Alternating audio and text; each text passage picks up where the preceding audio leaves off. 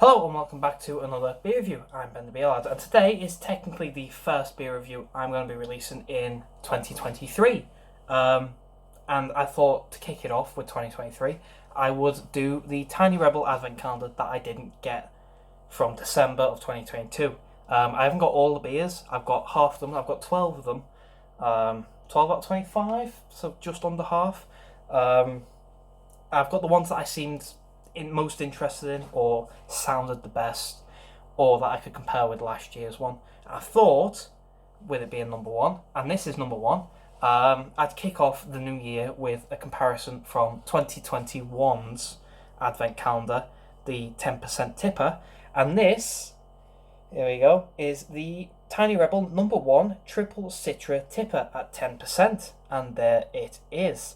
Last year's one, not last year, but 2021's calendar had the 10% triple IPA Citra on Cryo Mosaic triple IPA at 10%. So it's a similar enough beer. It's similar enough that you sort of notice the difference. The only difference I've noticed with all these beers is that last year, I keep saying last year, but it's 23. So 21's beers were a mix of 440s and 330s, and I thought that was a really good price because it was £87 for a mixture of 440s, 330s, a glass, and a pack of cards, and I thought that was an absolutely good bargain. This year is, or it was 85 last year. Anyway, it was about the same price. However, this year, the 2022.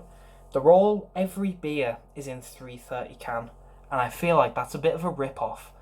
It feels like a cash grab, to be fair. But every beer that I've seen is a 330 can, and the year before they were a mixture of 440s or 330s. And you had a glass and a pack of cards. I don't know if you got a glass and a pack of cards this year, but I know that every beer is a 330 can. Every beer is a 330 can, and you don't get, and you're paying the same price, even though you're not getting a mixture of, 440s and 330s. So I'm a little on the hesitant side with this calendar. Last year, the can art was really nice. It felt really exclusive because they were exclusive beers. Every can was never been released, and this is kind of the same with this year. However, last year came with a nice description, a nice read through from different members of the brewery. It made you feel like you were talking to them or listening to their side of the story of Tiny Rebel and how they got involved and stuff. This year, you've just got a number with what it is, and then that's the back can art. And what it does is, if you've got all 25 beers, they sort of slot together and you make a giant Tiny Rebel teddy. That's the one, the Stay Puft teddy. Not the Stay Puft. You make just the Tiny Rebel teddy bear in a massive thing, but it feels like that's a bit overdone because I don't think I personally, and I keep cans. I've kept all the Hexagon projects I've had so far. I've kept all limited edition bottles and cans I've had so far. But even I would not keep this picture thing of a Tiny Rebel bear. It just feels overdone. Anyway, there's no guff on the back of this at all, which kind of it just feels a little impersonal because last year it felt personal. Everyone's got involved. You get a little story from everyone. This year, there's none of that. It's just, here's a beer, enjoy. So I'm going to go through like I say, I've got 12 of the ones that I thought were the better sounding beers or the most interesting sounding beers, or the ones I could compare to last year. So last year, I got a tipper for my first day, and I quite enjoyed it. I gave it a 9 out of 10. So let's crack this one open and see what we've got and see if it can match up to last year's one. Like I say, last year's was a Citra on Cryo Mosaic triple IPA. So they've kept with the theme of a tipper on the first day, which is good. And I think tippers on, if you're doing an advent calendar, tippers and imperial stouts and stuff, you want to work with them. So here's our beer. We've got ourselves a nice hazy-ish, hazy beer with an ivory head. There's a bit of... There we go, just a bit of crap in my glass. But yeah, we've got a nice hazy beer, mango juice, pineapple juice looking beer with a ivory compact head. Looks quite nice. Let's get a smell and see what we get, shall we?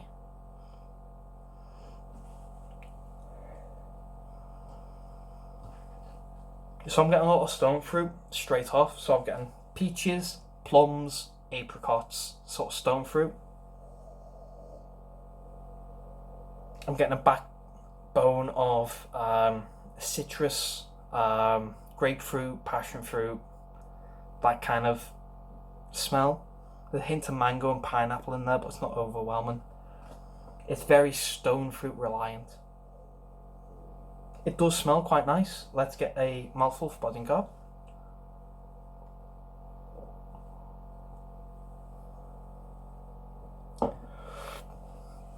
Carb is really, really light, really fine. Body, medium to full body. So far, so good. Just put my hoodie on. So far, so good. Let's get a big old taste, shall we? Cheers.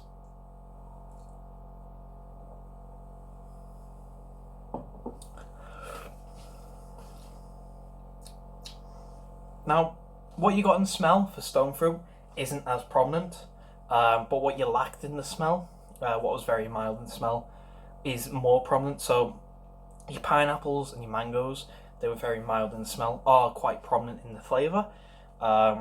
It's very citrusy. You've got your grapefruit, you've got your oranges, you've got your passion fruit, mangoes, pineapples, oranges, lemons and limes. It's really, really citrusy. Pardon me. There's a hint of stone fruit, not an overwhelming, but it's still, pardon me, very mild, but still there.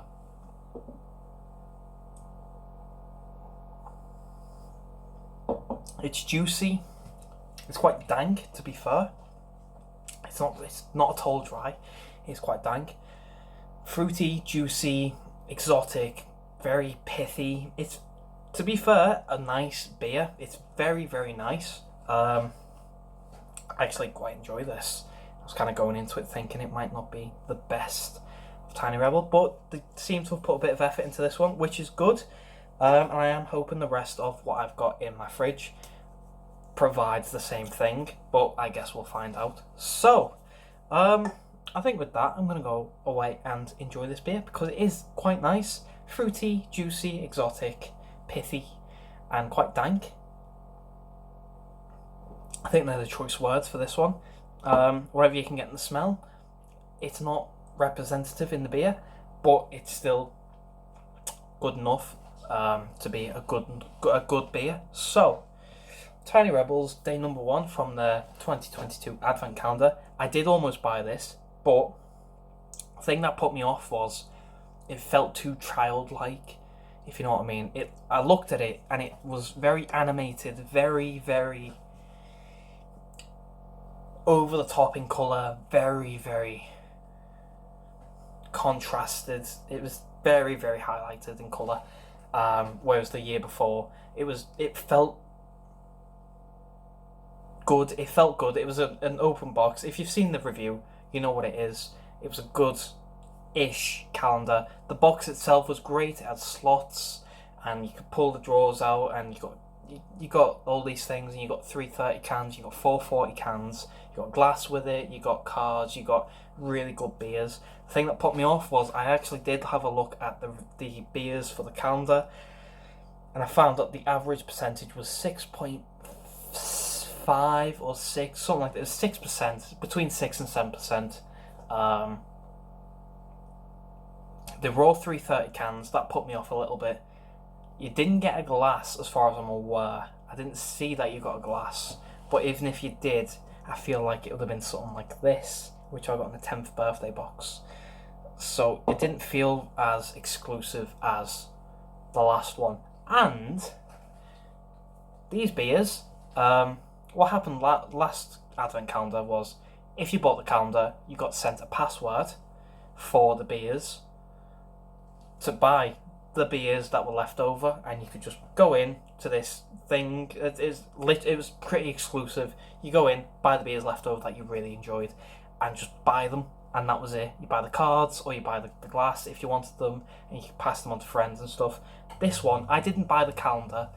However, I was still sent the email with the password for this calendar to buy the beers.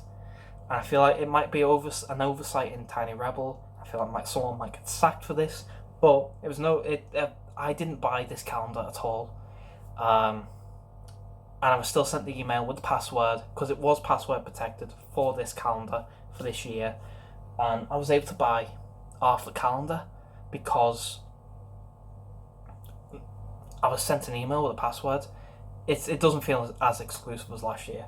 The beer itself, because I've kind of gone on a tangent. So that's my little tangent over. Tiny Rebels Triple Citra TIPA 10%. Day number 1 of the Tiny Rebel Advent Calendar. Out of 10, I don't think it deserves as good of a point as last year, so I'm going to give it an 8. I feel like a 9 would be too generous. From what I remember last year, it was just fantastic TIPA. It wasn't the best, like it needed just literally a little bit more work, but it was a very, very good TIPA.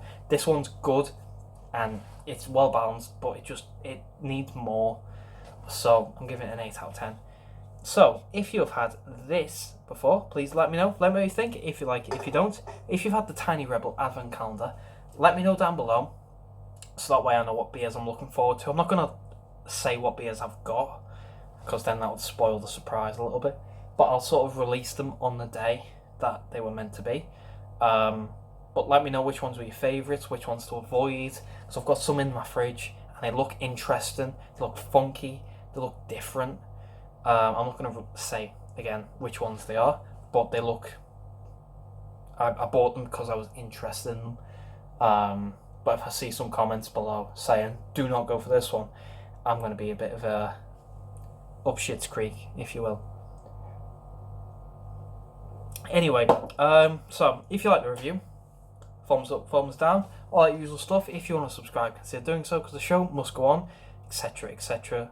So on and so forth. I'll leave the link to Tiny Rebel's website down below if you want any Tiny Rebel. But yeah, thumbs up, thumbs down, all that usual stuff. If you want to subscribe, consider doing so, because the show must go on, etc., etc. So on and so forth. And I'll see you later.